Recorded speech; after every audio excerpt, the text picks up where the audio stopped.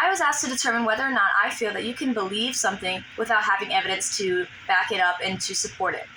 And when I was reading The Will to Believe by James, I found this quote, and it says, "If a man chooses to turn his back on God and the future, no one can prevent him. No one can prove he is mistaken."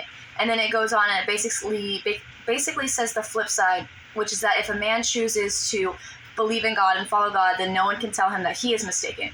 And this was the quote that really made me understand kind of what James was saying when he said that, like, you can have reasons to believe without having evidence.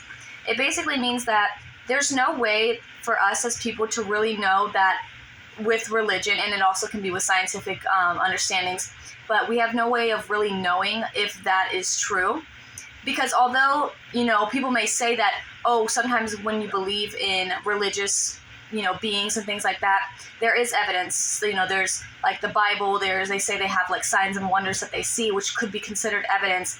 However, those are not like sufficient evidence, because it can be almost, you can play it as if it was something that isn't directly linked to a god or religion. Because, the miracles people say they see that prove that there is a God, that this stuff is true, that it would be wrong to not follow God, that can be labeled as just natural occurrences. It may not always be linked to to God or to Christianity or other religions.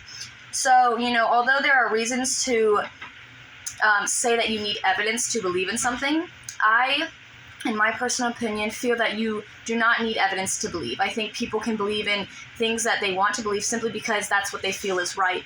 We have the will and we have the ability to kind of just make up our own decision based on the way we were raised, based on what we consider what makes us feel best about ourselves. And that can be things that have no real evidence.